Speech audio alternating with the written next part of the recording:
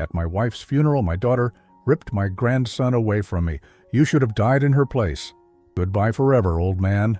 Heartbroken, I went home and read my wife's last letter. If you're reading this, you need to know about our daughter. Subscribe to the channel for more stories like this and comment the city you're watching from. The rain drummed against the funeral home windows like bullets hitting a tin roof. I stood there in my best black suit, the one Margaret had picked out for me 3 Christmases ago, watching as people filed past my wife's casket. 42 years of marriage, and now she was gone. Just like that. The cancer took her fast. Too fast. One day she was complaining about being tired. The next she was in the hospital with stage 4 pancreatic cancer. 6 weeks later, I was planning her funeral. I kept looking toward the entrance, waiting for Sarah to arrive. My daughter had barely spoken to me since Margaret's diagnosis, only showing up for hospital visits when absolutely necessary. Even then, she'd sit on the opposite side of the bed, holding her mother's hand while shooting me looks that could freeze hell over. When she finally walked in, my 8-year-old grandson Tommy clutched tight to her side. I felt my chest tighten. Sarah looked just like Margaret had at that age. Same auburn hair, same stubborn set to her jaw. Tommy was wearing a little black suit that was probably too big for him, his eyes wide and confused. "Daddy," he called out when he saw me, breaking free from Sarah's grip and running toward me with his arms outstretched. I knelt down and pulled him into a hug, breathing in that sweet smell of childhood, bubblegum, and innocence. "Hey there, buddy. I missed you." "I missed you too, Grandpa. Mommy said Grandma went to heaven. Is that true?" Before I could answer, Sarah was there, her face hard as stone. "Tommy, come here. Now." The boy looked between us, sensing the tension even at his age. Sarah's hand clamped down on his shoulder, and I saw him wince slightly. "Sarah, please," I said, standing up slowly. My knees weren't what they used to be. He just wanted to say hello to his grandfather. "Don't." Her voice was ice cold. "Just don't, Christian. Christian. Not Dad. Not even Father." She'd been calling me by my first name for months now, like I was some stranger she'd met on the street. The funeral director, a thin man with kind eyes, approached us carefully. "Mrs. Henderson, Mr. Parker, we're ready to begin the service whenever you are." Sarah nodded curtly. "We're ready." During the service, I sat in the front row while Sarah and Tommy sat 3 seats away from me. 3 seats that might as well have been 3 miles. I could hear Tommy asking his mother questions in whispers, but Sarah just shushed him every time. Pastor Williams spoke about Margaret's kindness, her volunteer work at the church, how she'd been a devoted wife and mother. I tried to focus on his words, but all I could think about was the empty space beside me where Margaret should have been sitting, probably whispering corrections about what the pastor got wrong about her life. After the service, people came up to offer their condolences. Margaret's sister, Helen, hugged me tight and whispered, "We loved you so much, Christian. Don't ever forget that." Our neighbor, Mrs. Chen, brought me a casserole and promised to check on me. Old friends from my construction days shook my hand and shared memories of backyard barbecues and birthday parties. But Sarah stood apart from it all, accepting brief hugs and murmured sympathies while keeping Tommy close to her side. Every time someone tried to include me in their conversation with her, she'd find an excuse to move away. The cemetery was worse. As they lowered Margaret's casket into the ground, Tommy started crying. Not the quiet tears of an adult, but the raw, confused sobs of a child who doesn't understand why his grandmother isn't coming home anymore. I moved toward him instinctively, wanting to comfort him, to hold him the way I'd held Sarah when she was small, and the world seemed too big and scary. "Tommy, it's okay," I said, reaching for him. "Grandpa's here." That's when Sarah exploded. "Get away from him!" she screamed, grabbing Tommy and pulling him against her so hard he stumbled. "Don't you dare touch my son!" Everyone at the graveside went silent. The pastor stopped mid-prayer. The funeral director looked like he wanted to disappear into the ground with the casket. "Sarah, what's wrong with you?" I asked, genuinely confused. "He's upset." "I just wanted to..." "You wanted to what? Comfort him?" Her laugh was harsh and bitter. "You didn't know how to take care of me. Don't touch my baby." The words hit me like a physical blow. I felt the blood drain from my face as everyone stared at us. Tommy was crying harder now, confused and scared by his mother's outburst. "You should have been the one in that casket," Sarah continued, her voice shaking with rage. "You should have died instead of her. She was the only good thing in our family, and now she's gone because she wasted her life taking care of you." I opened my mouth to respond, but no words came out. What could I say? In front of Margaret's grave, in front of our grandson, in front of everyone who'd come to pay their respects, my daughter had just told me I should be dead. "Until never again, you old man," she spat, then turned and walked away, carrying Tommy with her. I stood there watching them leave, Sarah's heels clicking against the cemetery path, Tommy looking back over her shoulder with tear-stained cheeks and confused eyes. He lifted his small hand in a little wave, and I waved back, even though my arm felt like it weighed 1,000 pounds. The other mourners began to disperse, offering me awkward pats on the shoulder and promises to call soon that we all knew they wouldn't keep. Mrs. Chen was the last to leave, pressing my hand and saying, "I'm sorry, Christian. I'm so sorry." I wasn't sure if she was sorry about Margaret or sorry about what Sarah had just done to me. Maybe both. When everyone was gone, I stood alone beside Margaret's grave. The groundskeepers waited respectfully at a distance, ready to finish filling in the hole that would be my wife's final resting place. "What did I do wrong, Maggie?" I whispered to the casket.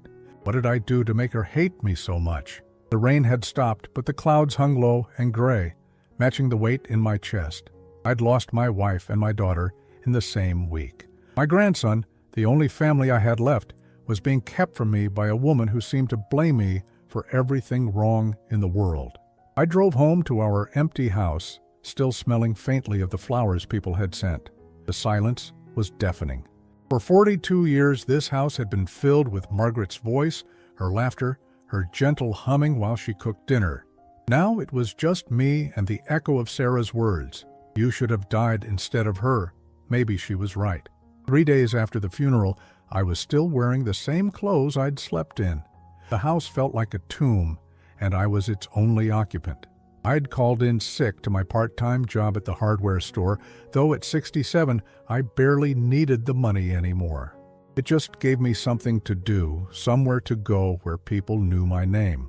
The casseroles were piling up in the refrigerator, untouched. Mrs. Chen had knocked twice, but I'd pretended not to hear. Pastor Williams had called, but I'd let it go to the machine. I didn't want to talk to anyone. What was the point?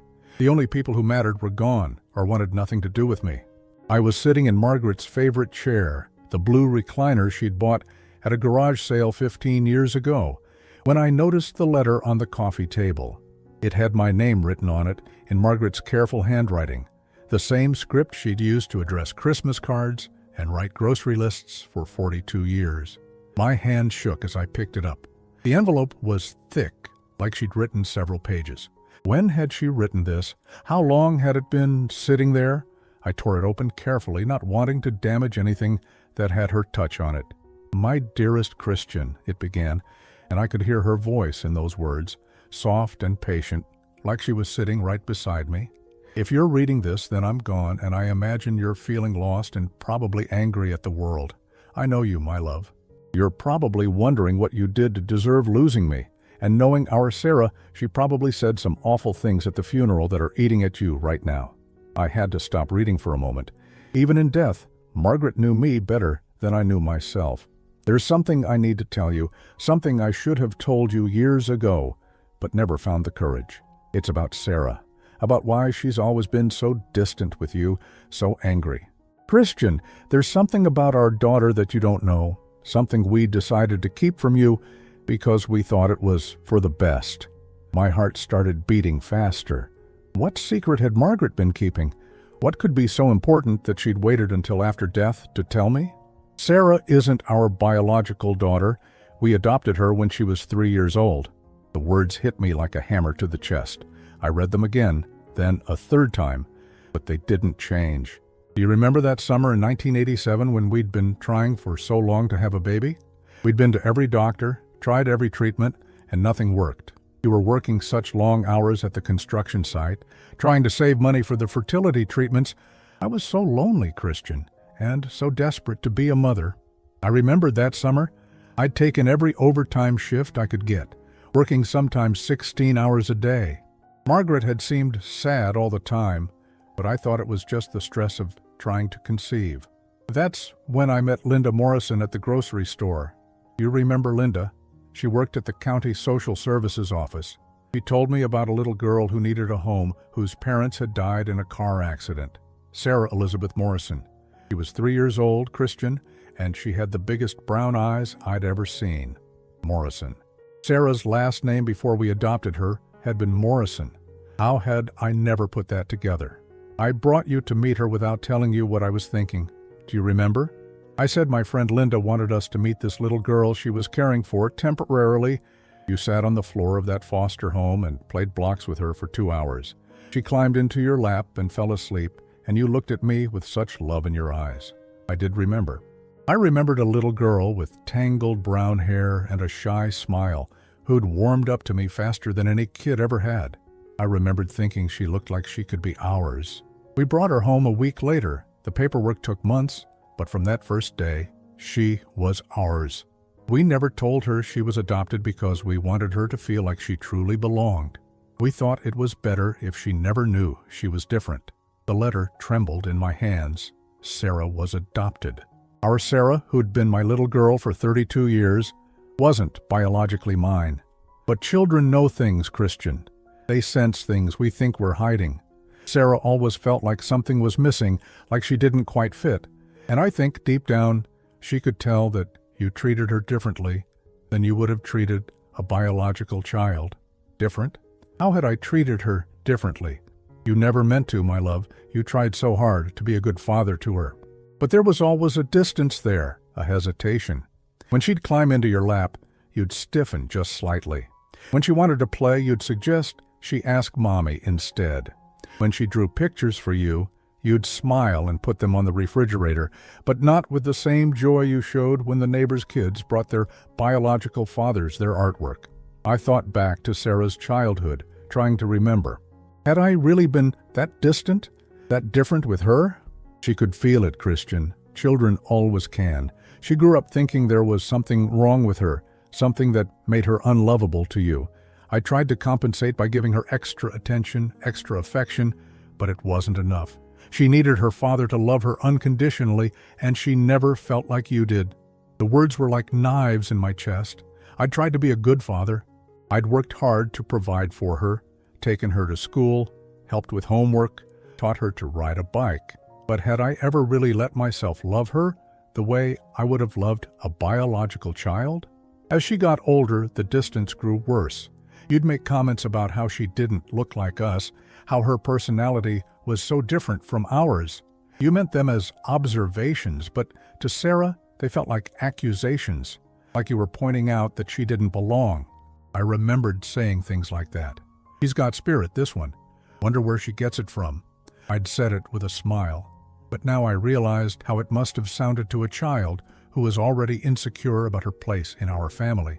When she was 16 and acting out, you'd say things like, I don't know where this attitude comes from, or this isn't how we raised her.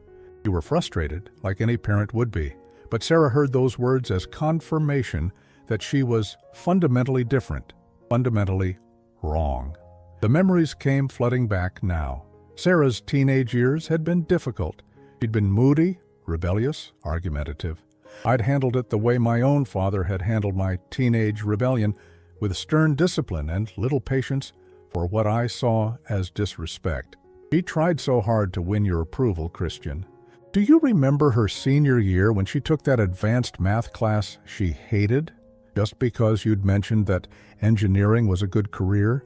Or when she joined the softball team because you'd played baseball in high school? She was trying to find something, anything, that would make you look at her the way fathers look at their daughters. I did remember those things, but I'd seen them as phases, not desperate attempts to connect with me. But you never seemed to notice her efforts. You'd nod and say, "That's nice, honey," when she'd tell you about her achievements. You came to a few games, but you never cheered the way other fathers did. You were proud of her, I know you were, but you never showed it. Not really. Margaret was right. I'd been proud of Sarah, but I'd also been careful not to get too attached. Looking back now, I could see that I'd been protecting myself. What if she decided she wanted to find her real parents? What if she left us? What if I loved her completely and then lost her? The worst part was when she started dating Tommy's father. You liked Mark immediately, said he reminded you of yourself at that age. But when Sarah brought him home, you'd talk to him more than you talked to her. You'd bond with him over sports and work, and Sarah would just sit there watching, feeling invisible in her own home. I remembered Mark. Good kid, responsible, polite. I had liked him. But had I really paid more attention to him than to Sarah? When they got married, Sarah was so happy that you walked her down the aisle. She told me it was the first time she felt like you were truly proud to be her father. But even then, in your speech at the reception, you talked more about what a good man Mark was than about what a wonderful daughter Sarah was. The wedding. I'd been so nervous about speaking in front of all those people that I'd rehearsed the same safe speech over and over. Something about gaining a son and keeping a daughter, generic words that could have applied to anyone. After Tommy was born, Sarah hoped things would change. She thought maybe having a grandchild would help you bond with her, help you see her as truly family. But you did the same thing with Tommy that you'd done with her. You loved him, but carefully, at a distance. Sarah watched you with him and saw the same hesitation, the same holding back. Tommy, my grandson who called me Grandpa and hugged me tight and drew me pictures that I put on my refrigerator. But had I been distant with him too? Had I been repeating the same pattern? When Mark died in that accident 2 years ago, Sarah needed her father. She needed you to hold her and tell her everything would be okay. But you didn't know how. You brought casseroles and offered to help with practical things, but you never just sat with her and let her cry. You never told her you loved her unconditionally. Mark's death had been sudden. A drunk driver ran a red light and hit his car on his way home from work. Sarah had been devastated, and I'd felt helpless watching her grieve. I'd tried to help in the ways I knew how, but apparently that hadn't been enough. She's angry at you, Christian, but not for the reasons you think. She's not angry because you weren't a perfect father. She's angry because she spent 32 years trying to earn a love that you were always holding back. She's angry because she never felt like she was truly yours. The letter was getting blurry through my tears, but I kept reading. I know this isn't easy to hear, my love. You're a good man, Christian Parker. You worked hard. You provided for us. You never raised your voice or laid a hand on either of us in anger. But Sarah needed more than that. She needed to feel chosen, not just accepted. She needed to feel like your daughter, not like a child you were obligated to care for. I set the letter down and put my head in my hands. 32 years of holding back, of protecting myself, of treating my daughter like she was temporary. But there was more. There's something else you need to know. Sarah suspects the truth. She's always suspected it. A few months ago, she asked me directly if she was adopted. I couldn't lie to her anymore, Christian. I told her the truth. Sarah knew. She'd known for months that she was adopted, and I'd been completely oblivious. She cried for hours that day, not because she was adopted, but because she finally understood why you'd never fully accepted her. She said it explained everything. Why you'd always seemed like you were waiting for her to leave. Why you'd never fought for her the way fathers fight for their daughters. But here's what you need to understand, my darling husband. Sarah doesn't want to know about her biological parents. She doesn't want to find her real family. You and I are her real family. We're the ones who raised her, who loved her, who were there for every skinned knee and broken heart. The problem was never that she was adopted. The problem was that you never let yourself believe she was truly yours. I picked up the letter again, my hand steadier now.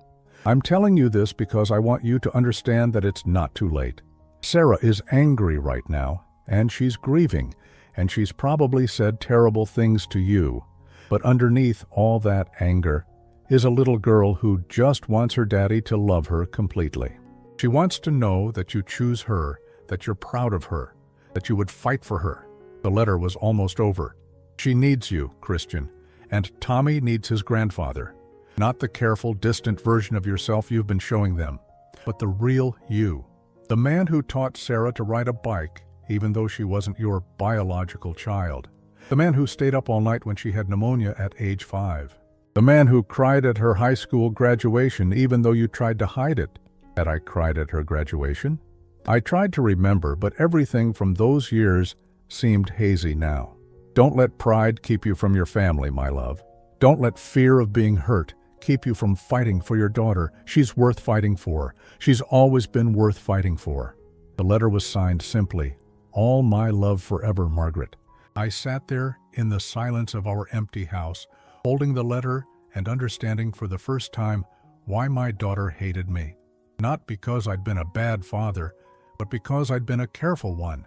Because I'd loved her with conditions, with reservations, with the constant fear that she wasn't really mine to lose. Sarah was adopted. The little girl who'd fallen asleep in my lap 32 years ago, who'd called me daddy and drawn me pictures and tried so hard to make me proud, had spent her entire life feeling like she wasn't good enough to be truly loved by me. And now Margaret was gone, and Sarah thought I should have died instead. Maybe it wasn't too late to show her she was wrong. I spent the next week going through old photo albums, seeing everything with new eyes. Every picture told a different story now that I knew the truth. There was 3-year-old Sarah on her first day with us, clutching a stuffed rabbit and looking lost in our living room. I remembered that day now, how small she'd seemed, how quiet. Margaret had bought her new clothes, but Sarah had insisted on wearing this tattered yellow dress that must have belonged to her before. I'd suggested we throw it away, get her something fresh for her new life. But Margaret had insisted we keep it, understanding even then that Sarah needed something from her past. Looking at the photo now, I could see the uncertainty in her little face. She was trying to smile, but her eyes were wary, like she was waiting for us to change our minds and send her back. In the next album, there she was at 4 years old on Christmas morning. She was holding up a doll I'd picked out, but she wasn't looking at the camera. She was looking at me, studying my face like she was trying to read whether I was happy with her reaction. Even at 4, she was performing for my approval. I turned the page and found a picture that made my chest tight. Sarah at 5, standing next to me at a father-daughter dance at her school. She was wearing a pink dress with ribbons in her hair, beaming up at me. But I was looking off to the side, distracted by something I couldn't even remember now. My hand was on her shoulder, but it looked more like an obligation than affection. How many times had I done that? Been physically present but emotionally distant. I found another photo from that same year, Sarah's kindergarten graduation. She was on stage with her class, and I could see Margaret in the audience, clapping and smiling. But where was I? I searched through several photos from that day before finding one where I was visible in the background checking my watch. I'd been there, but I hadn't been present. Not really. The memories started coming back in painful detail. Sarah at 6, bringing me a drawing she'd made of our family. Me, Margaret, and her, all holding hands in front of our house. I'd glanced at it, told her it was nice, and stuck it on the refrigerator without really looking. When I'd cleaned out the refrigerator last week, I'd found that same drawing, faded and forgotten behind newer papers. But I remembered now how her face had fallen when I'd barely looked at it, how she'd stood there for a moment, waiting for more of a reaction, before quietly walking away. At 7, she'd started playing Little League softball. Margaret had signed her up, but I'd been the one to take her to practice because Margaret was working late shifts at the hospital then. I'd sit in the bleachers reading the newspaper while she played, occasionally glancing up when other parents cheered. I found photos from one of her games, Sarah running to first base, her face determined and serious. In the background, I could see other fathers on their feet, shouting encouragement. But there I was, sitting calmly, not even watching the play.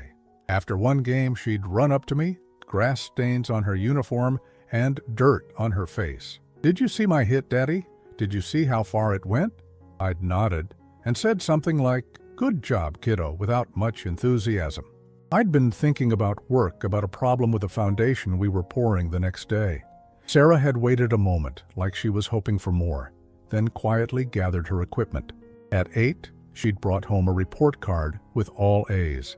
Margaret had made a big fuss, hung it on the refrigerator, called her mother to brag. I'd looked at it and said, "That's what we expect from you, Sarah. Keep it up." That's what we expect, not "I'm proud of you" or "This is amazing." Oh, just an expectation met, nothing more. I found a photo from her 9th birthday party. She'd wanted a horse-themed party, and Margaret had gone all out with decorations and a horse-shaped cake. In the picture, Sarah was blowing out her candles, and Margaret was right beside her, helping and laughing. I was there too, but standing back, arms crossed, looking like I was supervising rather than celebrating. That was the year she'd asked for riding lessons. "All my friends take riding lessons, Daddy. Could I try it, please?" I'd said it was too expensive, too dangerous, too much trouble to drive her to the stable every week. Margaret had looked disappointed, but she'd backed me up, like she always did.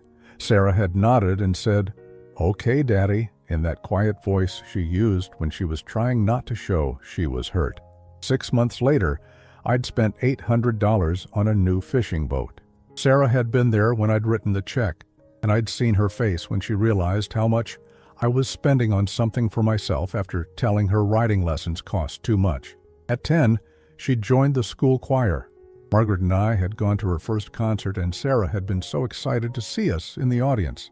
She'd waved from the stage when she spotted us, and Margaret had waved back enthusiastically. I'd given a small nod, worried about looking foolish. After the concert, Sarah had run up to us, her face glowing with excitement.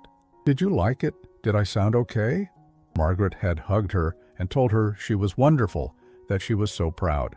I'd said, "You did fine," and started walking toward the exit, ready to go home. Fine. I'd told my daughter she'd done fine when she'd just sung her heart out in front of 200 people. By 11, Sarah had stopped asking me to her school events. She'd tell Margaret, and Margaret would tell me, and I'd show up if I could. But Sarah had stopped looking for me in the audience, stopped running to me afterward for approval. I'd told myself she was becoming more independent, more mature. I hadn't realized she was giving up on me. At 12, she'd started her period, and Margaret had handled all of that. I'd been relieved not to have to deal with it, not to have awkward conversations about things I didn't understand. But when Margaret had suggested I take Sarah shopping for a special dinner to mark her becoming a young woman, I'd said that was women's stuff and left it to Margaret. How many times had I labeled things as women's stuff to avoid having to engage with my daughter's life? 13 was when the real distance started. Sarah became moody, argumentative, typical teenager behavior. But instead of seeing it as normal adolescent development, I'd taken it personally. When she'd rolled her eyes at something I'd said, I'd gotten angry. When she'd argued about her curfew, I'd laid down the law without discussion. "I don't know where this attitude is coming from," I'd said to Margaret more than once. "This isn't how we raised her. This isn't how we raised her." As if she was defective somehow, as if her personality was a problem to be solved rather than a part of who she was. I found a photo from her 13th birthday. She was sitting at our kitchen table, looking at a cake Margaret had made, but she wasn't smiling.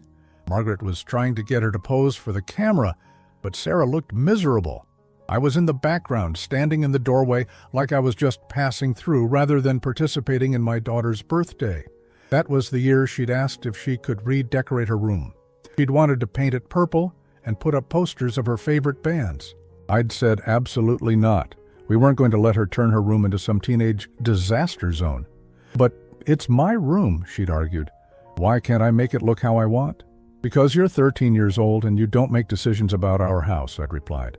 "When you have your own house, you can paint it whatever color you want." She'd stared at me for a long moment, and I'd seen something die in her eyes, some hope or expectation that had finally been extinguished. Margaret had tried to mediate, suggesting we compromise on the color, maybe let Sarah choose new bedding, but the damage was done. Sarah had retreated to her plain white room and stopped asking for things. At 14, she'd made the honor roll every semester, but I'd stopped making a big deal about it. Good grades were expected, not celebrated. She'd played varsity softball as a freshman, but I'd only made it to 2 games all season. Work was busy, I'd told myself. But the truth was, I'd felt awkward sitting in those bleachers with the other parents, like I was pretending to be something I wasn't. 15 was when she'd started dating a nice kid named David who was polite and respectful when he came to pick her up. I'd grilled him about his intentions, made jokes about cleaning my shotgun, done all the things fathers are supposed to do, but with Sarah, I'd barely acknowledged that she was growing up, becoming a young woman. When she'd asked if she could go to prom, I'd focused on the cost of the dress, the late hours, the potential for trouble. Margaret had handled all the shopping and planning while I'd complained about teenagers and their expensive parties. Looking back now, I could see that Sarah had stopped including me in her excitement about anything. She'd talked to Margaret about boys and friends and dreams for the future, but with me, conversations stayed surface level: weather, school, chores. At 16, she'd gotten her license, and I'd been the one to teach her to drive. It should have been a bonding experience, father and daughter learning this rite of passage together. Instead, I'd been impatient and critical, focused on her mistakes rather than her progress. Pay attention, Sarah. Check your mirrors. Slow down at this intersection. I'd treated it like a driving lesson, not like time with my daughter. When she'd finally passed her test, she'd hugged Margaret first, then given me a polite, "Thanks for teaching me, Dad," like I was an instructor she'd hired. 17 was her senior year, when she'd taken that advanced calculus class she'd struggled with. I'd found her at the kitchen table night after night, surrounded by textbooks and looking frustrated. "Maybe you should drop it," I'd suggested. "Focus on classes you're good at." Margaret had shot me a look, and later that night she'd explained that Sarah was taking the class because she thought I'd be proud of her for challenging herself academically. "She's trying to impress you, Christian. She thinks you want her to be good at math and science like you were." But I'd never told Sarah I was proud of her effort. I'd just seen her struggling and suggested she quit. At 18, graduation day, Sarah had been valedictorian, giving a speech about overcoming obstacles and never giving up on your dreams. She'd looked beautiful in her cap and gown, confident and accomplished. Margaret had cried during the speech. I'd felt proud too, but I'd shown it by nodding approvingly and patting Sarah's shoulder afterward. "Good job," I'd said. "You worked hard for this. Good job." Like she'd completed a task rather than achieved something remarkable. That night, at her graduation party, I'd overheard her talking to one of her friends. "My mom's been crying all day," Sarah had said, laughing. "She's so emotional about everything. My dad's just glad I'm not his responsibility anymore." The friend had laughed, but I'd heard the pain underneath Sarah's joke. She'd been 18 years old and already believed I couldn't wait to be done with her. Maybe she was right. Maybe part of me had been relieved that she was grown up, that I'd successfully gotten her to adulthood without anything terrible happening. Maybe I'd been counting down the days until I could stop worrying about saying or doing the wrong thing with someone else's child. Because that's what I'd always thought of her as, wasn't it? Someone else's child, who had been entrusted to my care temporarily. I closed the photo album and sat back in Margaret's chair, feeling like I'd been hit by a truck. 32 years of moments, 32 years of opportunities to show Sarah she was loved unconditionally, and I'd missed almost every one. I'd been so afraid of getting too attached to a child who might leave that I'd never allowed myself to be the father she needed. I'd been so worried about protecting myself that I'd failed to protect her from feeling unwanted in her own home. No wonder she hated me. No wonder she thought I should have died instead of Margaret. The worst part was that I had loved her. I'd loved her from that first day when she'd fallen asleep in my lap at the foster home. But I'd loved her carefully, conditionally, with the constant awareness that she wasn't really mine, except she had been mine. For 32 years, she'd been my daughter, and I'd wasted every single day of it. The next morning, I did something I hadn't done in years. I called in sick to work and drove to the county courthouse. If Sarah was adopted, there would be records. There would be a paper trail that might help me understand not just where she came from, but who she really was.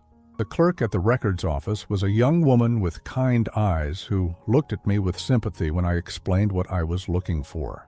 "Adoption records from the 1980s are mostly sealed," she said gently. "But if you have the original name and approximate dates, I might be able to find something in the public records." Sarah Elizabeth Morrison, I told her. Born in 1984, adopted by us in 1987. She disappeared into the back room for what felt like hours. When she returned, she was carrying a thin file folder. "There's not much here that isn't confidential," she said, "but I can tell you that Sarah Morrison's parents were James and Linda Morrison. They died in a car accident in March of 1987. There's also a reference to a surviving grandmother, but no contact information. James and Linda Morrison." Sarah's biological parents had names, faces, lives that had been cut short when she was just 3 years old. "Is there anything else?" I asked. "Any way to find out more about them?" The clerk hesitated.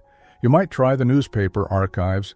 The accident would have been reported, and sometimes they include family information in the obituaries."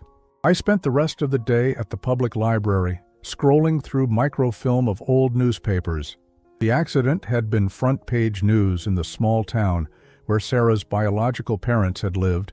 A drunk driver had run a red light and hit their car head-on. They'd died instantly. Sarah had been at home with a babysitter. The obituary was heartbreaking. James Morrison, 26, worked at the local bank. Linda Morrison, 24, was a kindergarten teacher. They were described as devoted parents who loved camping and volunteering at their church. They were survived by their 3-year-old daughter, Sarah and Linda's mother, Rose Henderson.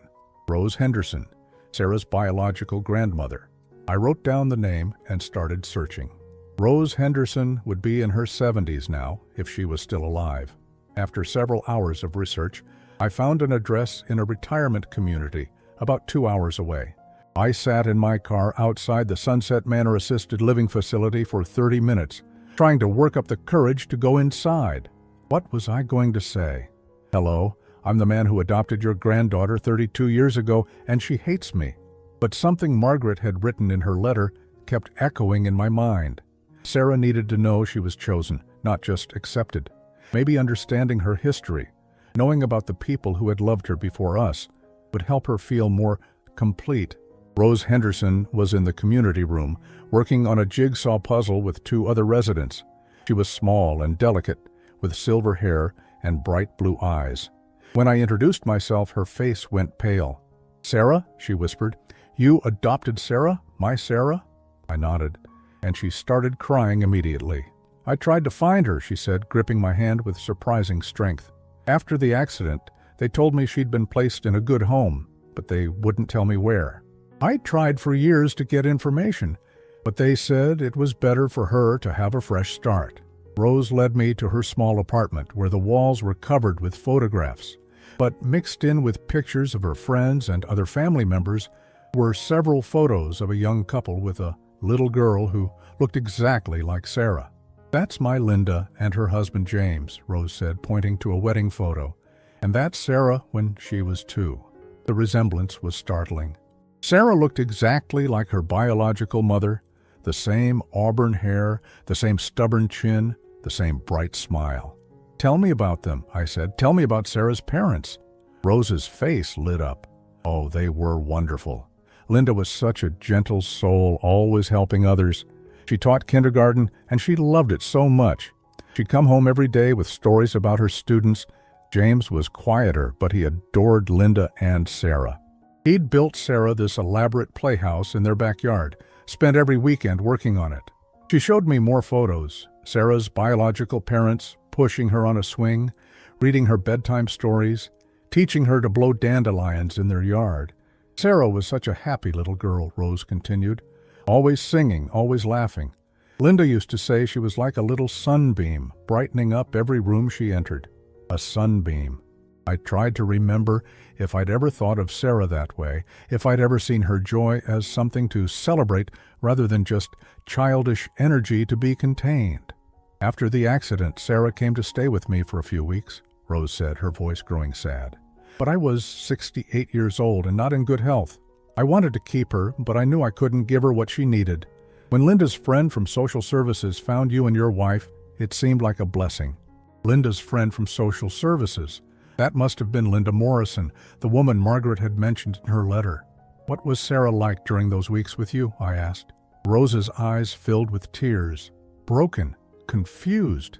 She kept asking when Mommy and Daddy were coming home. She'd sit by the window for hours, watching for their car. It broke my heart. Yeah, I thought about 3-year-old Sarah, traumatized and grieving, being placed with strangers who thought they were giving her a better life. No wonder she'd been cautious, careful not to get too attached. Did she ever ask about us? About her adoptive family? Rose nodded. In the early years, yes. I'd call social services every few months, asking if they could tell me how she was doing. They said she was healthy and happy, that she'd adjusted well to her new family. But they wouldn't give me any details. You never tried to contact her directly? I thought about it every day, Rose said, but they'd told me it was better for her to have a clean break, to not be confused by contact with her past. I thought maybe they were right. Maybe it was better if she could just be your daughter and not have to carry the weight of losing her first family. I understood that logic. Margaret and I had made the same choice, thinking we were protecting Sarah from pain. But maybe we'd all been wrong. Maybe Sarah had needed to know about the people who had loved her first, who had grieved for her, who had never forgotten her. Would you like to see her again? I asked. If I could arrange it? Rose's face crumpled. More than anything in the world. I've missed 32 years of her life. I don't even know what she looks like now, if she got married, if she has children. She has a son, I said. Tommy. He's 8 years old. A great-grandson, Rose whispered, fresh tears flowing. I have a great-grandson. I spent the next 2 hours listening to Rose tell me stories about Sarah's biological parents, about their short but happy marriage, about how much they'd loved their little girl. She showed me a box of things she'd saved from their house, photos, some of Sarah's baby clothes, a few toys. I always hoped I'd be able to give these to her someday, Rose said, touching a small stuffed elephant that had obviously been well-loved. This was her favorite. She called him Peanut and took him everywhere. The elephant looked familiar somehow, though I couldn't place where I'd seen it before. As I was preparing to leave, Rose grabbed my arm. Please, she said. I know I have no right to ask, but if there's any way you could let her know about me, let her know I never stopped loving her. I promised I would try. On the drive home, I couldn't stop thinking about what Rose had told me. Sarah came from people who had loved her deeply, who had been devoted parents in the short time they'd had with her. She wasn't just an abandoned child who had needed rescuing. She was a little girl who had been cherished and then lost everything. Maybe that's why she'd always seemed to be waiting for the other shoe to drop, why she'd never fully trusted that Margaret and I would love her forever. She'd already learned that people you love can disappear without warning.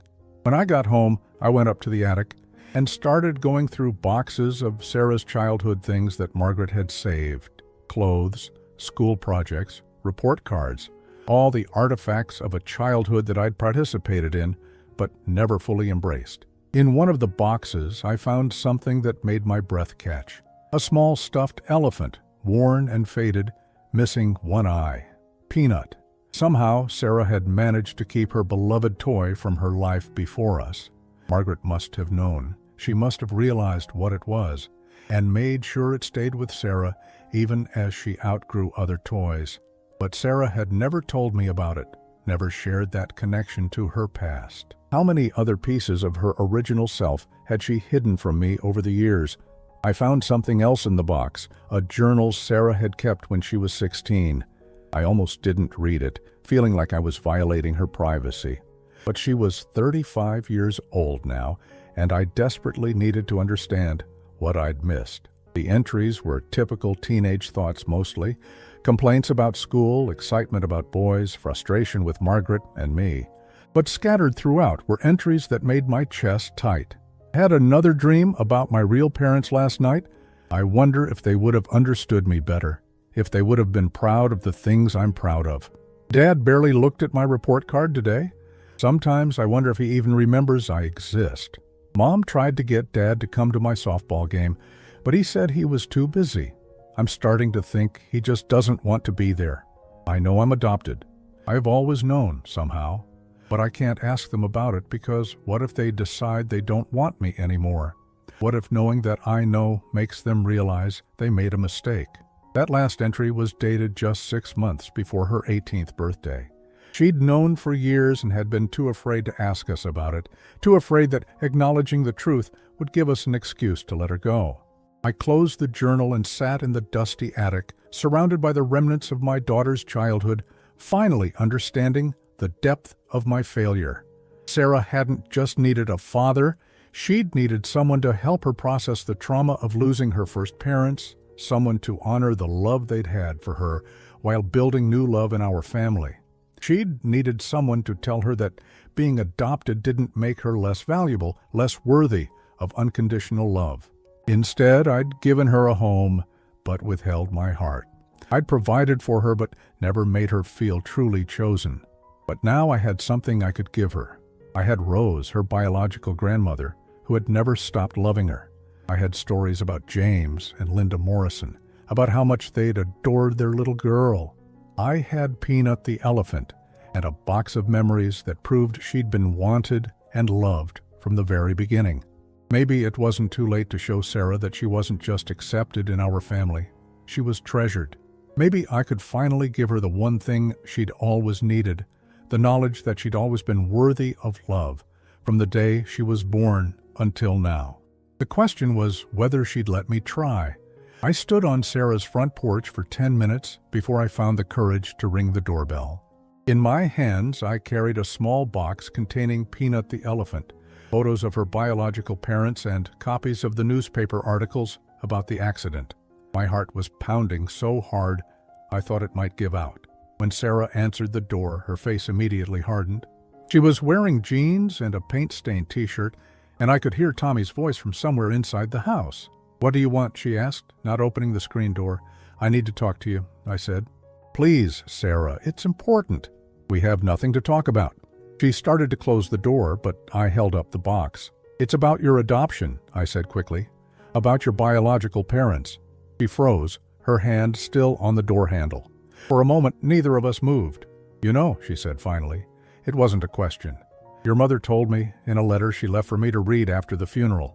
Sarah's jaw clenched. "Of course she did. Even in death, she's trying to fix your mistakes." The word stung, but I pushed forward. "Can I come in, please? Tommy doesn't need to hear this conversation." She hesitated, then stepped back to let me inside. The house was warm and lived in, with Tommy's drawings on the refrigerator and toys scattered around the living room. It felt like a real home in a way our house had never quite managed. "Tommy's in his room playing video games," Sarah said, leading me to the kitchen table. "You have 10 minutes. I set the box on the table and took a deep breath. "I found your biological grandmother. She's alive, Sarah. She's been looking for you for 32 years. Sarah's face went white. She sank into a chair, staring at the box like it might explode. "Her name is Rose Henderson," I continued. "She's your mother's mother. She lives in a retirement home about 2 hours from here." "My mother's mother?" Sarah repeated softly. "What was my mother's name?" "Linda. Linda Morrison. Your father was James Morrison. They died in a car accident when you were 3. Tears started flowing down Sarah's cheeks, but she didn't make a sound. I reached into the box and pulled out one of the photos Rose had given me. Sarah's biological parents on their wedding day, young and radiant, and so obviously in love. Sarah picked up the photo with trembling hands. "She looks like me," she whispered. "You're the image of her," I said. "Rose says you have her smile, her stubborn chin. She also says you are a happy little girl, always singing, always laughing." "I don't remember them," Sarah said, her voice breaking. "I don't remember anything from before I came to live with you. You were only 3. That's normal." I pulled out another photo, this one of Sarah as a toddler, sitting in her father's lap while he read her a story. "But they loved you so much, Sarah. Rose has dozens of photos, hundreds of stories. You weren't unwanted or abandoned. You were cherished." Sarah held the photo closer, studying her biological father's face. "What were they like?" I spent the next several minutes telling her everything Rose had shared with me. How Linda was a kindergarten teacher who adored children. How James worked at the bank but spent every weekend building Sarah a playhouse in their backyard. How they'd planned to have more children, to give Sarah siblings. "They sound wonderful," Sarah said when I finished.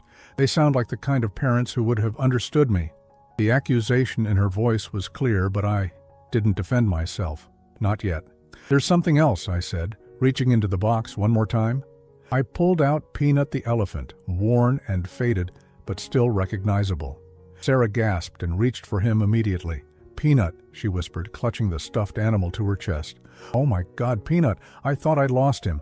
"You've had him all along," I said gently. "Your mother, Margaret, she knew what he was. She made sure you kept him, even when you outgrew other toys." Sarah was crying harder now, holding the elephant like a lifeline. "I used to have dreams about him when I was little.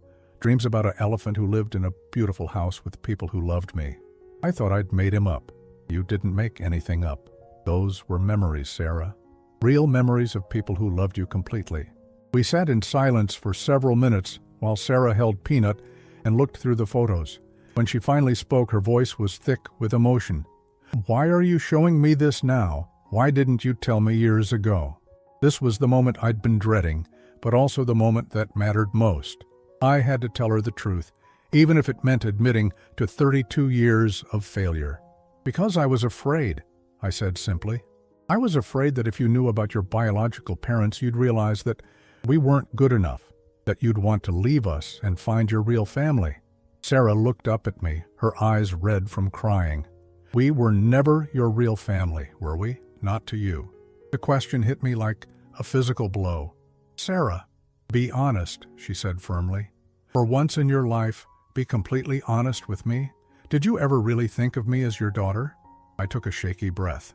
"No," I admitted. "I loved you, but I always held back. I always thought of you as someone we were taking care of temporarily, someone who might leave us at any moment." Sarah nodded like she'd expected this answer. "I knew it. I've always known it. Do you have any idea what it's like to grow up feeling like you're on trial?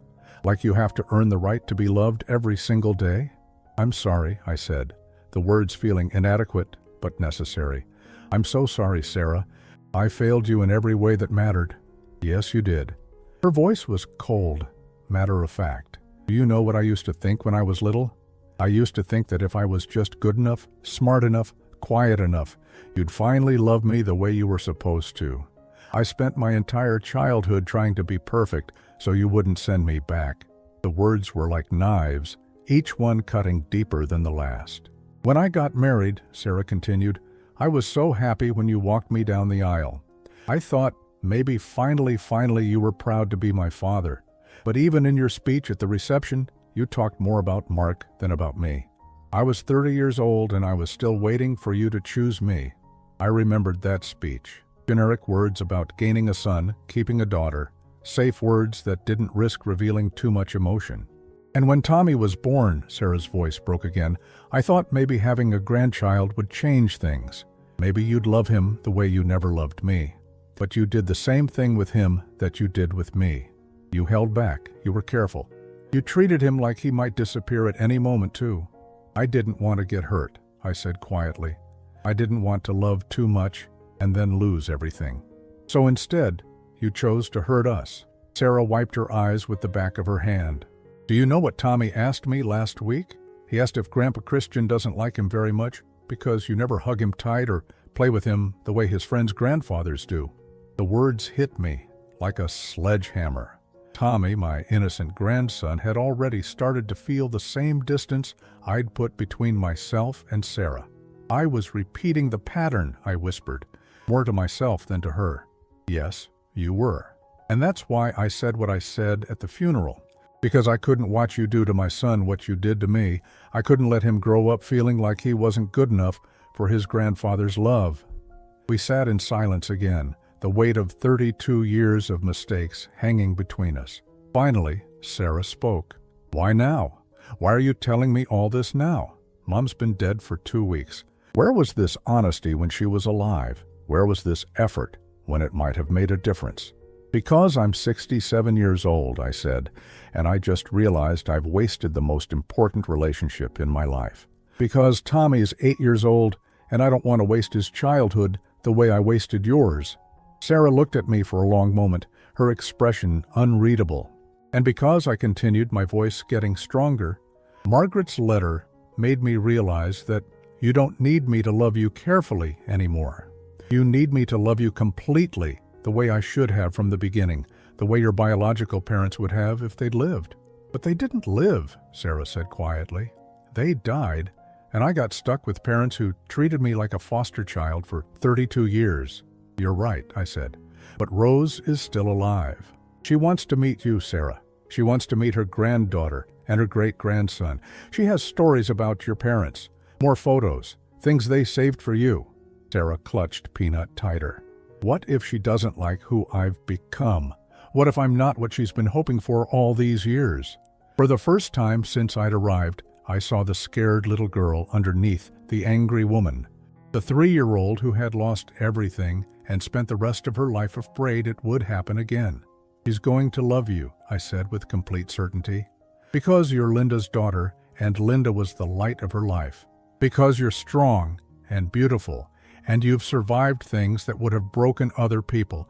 Because you're an amazing mother who's protecting her son the way I should have protected you.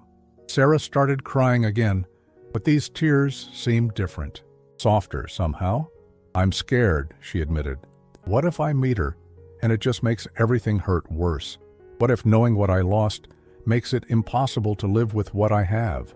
Then you'll deal with it, I said, and you won't deal with it alone. I'll help you if you'll let me. She looked at me skeptically. Why would you help me? You've never helped me with anything emotional in your entire life. Because I want to be the father you deserved, I said. I know it's probably too late, but I want to try. I want to learn how to love you the way you needed to be loved.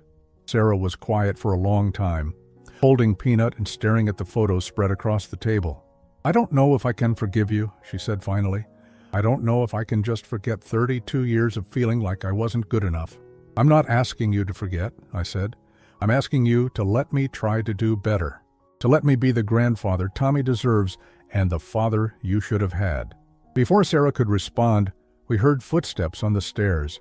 Tommy appeared in the kitchen doorway, his hair messy from lying on his bed. Mom, are you crying? He asked, his 8-year-old face full of concern. Sarah quickly wiped her eyes. I'm okay, sweetie. Grandpa Christian and I are just talking about some grown-up things. Tommy looked at me, then at his mother, then at the photos scattered across the table. Are those pictures of my other grandparents, the ones who died? Sarah and I both froze. Neither of us had told Tommy about the adoption, but children are more perceptive than adults give them credit for. How did you know about that? Sarah asked gently. Tommy shrugged. Kids at school talk about adoption stuff sometimes. And you don't look like Grandpa Christian or Grandma Margaret. I just figured. Sarah looked at me, and for the first time since I'd arrived, I saw something other than anger in her eyes. Maybe it was hope. Maybe it was just exhaustion. But it was something. Would you like to see the pictures? She asked Tommy. He nodded and climbed into the chair between us. Sarah showed him the wedding photo first. This is your biological grandmother and grandfather, she said carefully. Their names were Linda and James. They died in a car accident when I was very little. Tommy studied the photo seriously. They look nice. They look like they would have been good grandparents. They would have been, I said, surprising myself by speaking. And you have another grandmother who's still alive. Your biological great-grandmother Rose. She's been waiting to meet you for your whole life. Tommy's eyes widened. Really? Can we go see her? Sarah looked at me, a question in her eyes.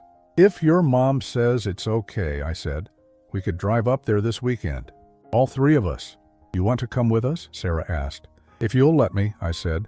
I think it's time I learned how to be part of this family for real. Tommy clapped his hands together. Yes, can we, Mom, please? Sarah was quiet for a moment, looking at her son's excited face, then at me. Okay, she said quietly. We can try. It wasn't forgiveness. It wasn't a promise that everything would be fixed. But it was a chance, and that was more than I deserved. 3 months had passed since that day in Sarah's kitchen, and I was learning what it meant to be a real father and grandfather for the first time in my life. It wasn't easy. 32 years of emotional distance couldn't be undone overnight. But Sarah had agreed to try, and I was determined not to waste this second chance. Our first visit to see Rose had been overwhelming for everyone. Sarah had cried the moment she saw her biological grandmother, and Rose had sobbed so hard that nurses had come running to check on her. But watching Sarah learn about her origins Seeing her face light up as Rose told stories about Linda and James had been one of the most beautiful things I'd ever witnessed. Tommy had taken to Rose immediately, climbing into her lap within minutes of meeting her and asking 100 questions about his new great-grandma. Rose had been delighted, showing him photos and teaching him card games that Linda had loved as a child. But the real transformation had happened in the weeks that followed. Sarah and I had started talking, really talking, for the first time in decades. She'd told me about the loneliness of her childhood, about always feeling like she was auditioning for a role in our family. I'd told her about my fears, about how I'd confused protection with distance, about how much I'd loved her, even when I couldn't show it. We'd also started family therapy. Dr. Martinez was a kind woman in her 50s who specialized in adoption trauma and family reconciliation. She'd helped us understand how my emotional distance had triggered Sarah's abandonment issues and how Sarah's defensive anger had reinforced my fears of rejection. Healing happens in relationship, Dr. Martinez had told us during our third session. You can't fix 32 years of hurt in isolation. You have to rebuild trust together, one moment at a time. Today was Thanksgiving, and for the first time in years, we were celebrating as a real family. Sarah had invited me to have dinner at her house, and I'd spent the morning helping her cook, something I'd never done during her childhood. "Can you hand me the salt?" Sarah asked as she basted the turkey. I passed it to her, and our hands touched briefly. 6 months ago, Sarah would have pulled away immediately. Today, she just smiled and continued cooking. Tommy was in the living room, building an elaborate Lego castle that we'd been working on together for the past 2 weeks. Every Tuesday and Thursday evening, I came over for dinner and stayed to help with homework or just play. It was a routine that had developed naturally, and it filled a space in my life I hadn't even realized was empty. "Grandpa Christian," Tommy called from the living room, "can you help me with the tower? It keeps falling down." "Be right there," I called back. I looked at Sarah. "Is there anything else you need help with?" "I think we're good for now," she said. "Go help him. Just try not to take over completely. He likes to figure things out himself." It was gentle guidance, the kind a daughter gives a father who's still learning how to relate to his grandson. I was grateful for it. In the living room, Tommy was frowning at a partially collapsed tower. "I don't understand why it won't stay up," he said. "I'm following the directions exactly."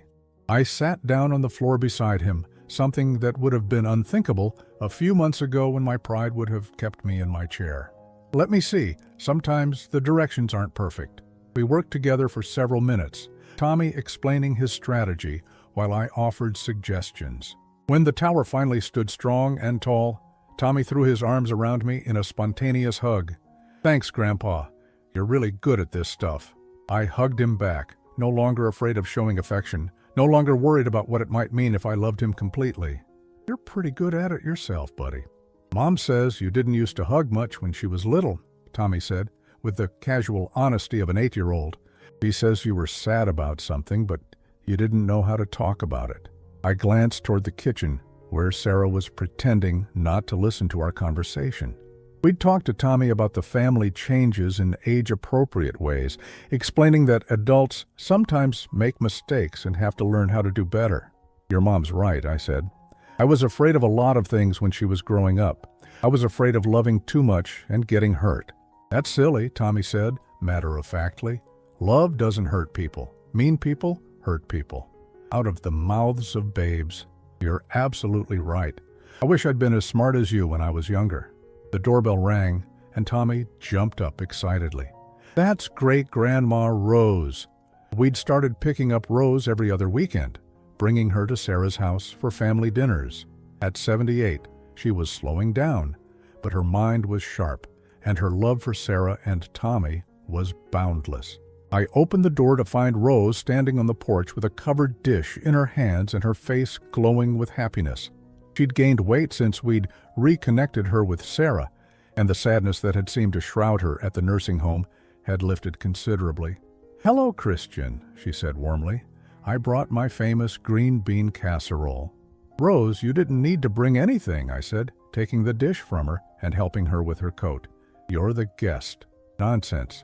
I haven't had a family to cook for in 32 years. Let me enjoy it." Tommy launched himself at Rose for one of their ritualistic hugs, and she laughed with pure joy. Watching them together, I was struck by how much love had been missing from our family for so many years, simply because I'd been too afraid to embrace it. Sarah emerged from the kitchen, wiping her hands on a dish towel. "Rose, how are you feeling? Is your arthritis bothering you today?" The care in Sarah's voice was beautiful to hear. She'd taken to Rose immediately, hungry for the maternal love and family stories that Rose was eager to share. In the past 3 months, they'd talked on the phone twice a week and exchanged dozens of letters. "I'm feeling wonderful, dear. Couldn't be better." We gathered around Sarah's dining room table, which she'd set with her best dishes and fresh flowers from her garden. It looked like the family dinners I'd imagined having when Sarah was growing up, but had never quite managed to create. As we passed dishes around the table, Tommy chattered about school and his friends, his words peppered with "Grandpa Christian says" and "Great-Grandma Rose told me." The casual way he included all of us in his stories made my chest warm. "Grandpa Christian is teaching me how to use tools," Tommy announced as he spooned stuffing onto his plate. "We're going to build a birdhouse for Mom for Christmas." Sarah looked at me with surprise. "You're building me a birdhouse?" "Tommy's idea," I said. "He thought you'd like to watch birds from your kitchen window." "That's very thoughtful," Sarah said, and I could tell she meant it. "I'd love that." "We're going to make it blue," Tommy added. "That's Mom's favorite color." Actually, Sarah's favorite color was green, the soft sage green she'd painted her bedroom when she finally got the chance to decorate her own space. But I didn't correct Tommy. Instead, I made a mental note to suggest green paint when we got to that step. These were the details I was learning about my daughter at 67 years old. Her favorite color, how she liked her coffee, the way she hummed while she cooked.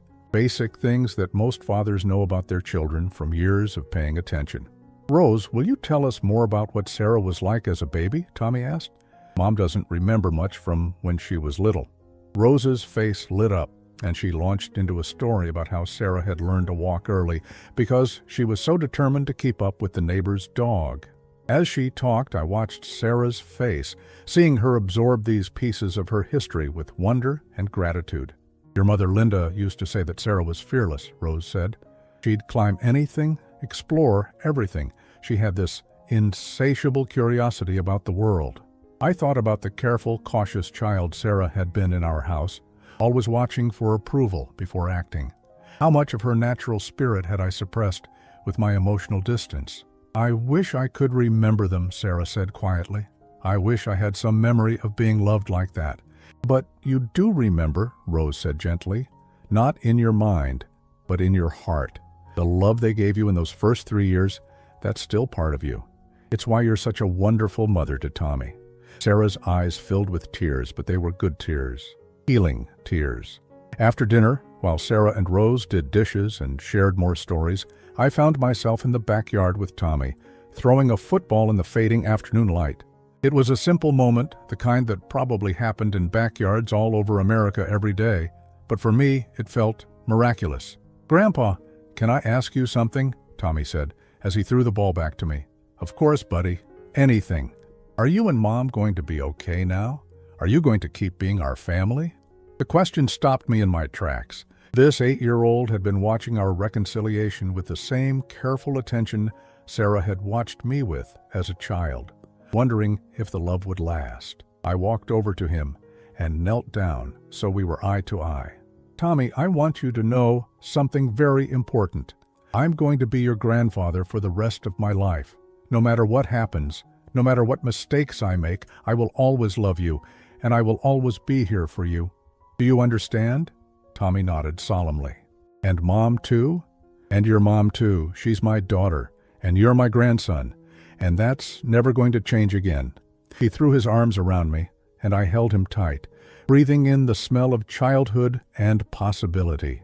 When we went back inside, Sarah was putting leftovers in containers, and Rose was organizing photos on the coffee table. "I brought some more pictures I thought you'd like to see," Rose said to Sarah. "These are from your 3rd birthday party, just 2 weeks before the accident." The photos showed a happy little girl in a pink dress surrounded by adults who were clearly devoted to her. In every picture, someone was touching her. A hand on her shoulder, arms around her waist, fingers brushing her hair. She'd been a child who was constantly embraced, constantly reassured of her place in the world. "You can see the love," Sarah said softly, touching one of the photos. "It's in every picture." "East, that's what I want for Tommy," I said, speaking before I could second-guess myself. "I want him to grow up knowing without question that he's loved. I want him to have photos like these." Sarah looked at me, and I saw something shift in her expression, a softness I hadn't seen since she was a child. "And what about me?" she asked quietly. "Is it too late for me to have that?" "It's never too late," I said. "We have the rest of our lives to get it right." As the evening wound down and we prepared to drive Rose back to her facility, she pulled me aside. "Thank you," she said simply, "for bringing her back to me, for giving me the chance to know my granddaughter and great-grandson." "Thank you for forgiving me," I replied, "for not hating me for keeping her from you all these years." "We all did what we thought was best," Rose said. "The important thing is that we found each other again." Later, after Rose was settled back in her room and Tommy was asleep, Sarah and I sat on her front porch drinking coffee and watching the stars. "Do you really think we can do this?" Sarah asked. "Can we really be a family after everything that's happened?" I thought about Margaret's letter, about the love she'd seen in me that I'd been too afraid to show. I thought about Rose's stories of Linda and James, about the fearless little girl Sarah had once been. I thought about Tommy's easy affection and Sarah's cautious hope. "I think we already are," I said. "We're just learning how to do it better." Sarah was quiet for a moment, then reached over and took my hand. It was the first time she'd initiated physical contact with me since she was a small child. "I forgive you, Dad," she said simply. "I forgive you, and I want to try." "Dad, not Christian. Dad." I squeezed her hand, feeling 32 years of distance finally beginning to close. "I love you, Sarah," I said. "I've always loved you. I just didn't know how to show it." "I know," she said, "and I love you too." We sat there in comfortable silence, a father and daughter who had finally found their way back to each other, watching the stars and planning the future we should have had all along. Inside the house, my grandson slept peacefully, surrounded by photos of all the people who loved him. His mother, his grandfather, his great-grandmother Rose, and even his biological great-grandparents who had loved his mother before any of us knew she existed. He would grow up knowing he was chosen, not just accepted. He would grow up with the kind of love Sarah should have had, the kind of love I was finally learning how to give. It wasn't the family any of us had started with, but it was the family we'd built together, and that was enough.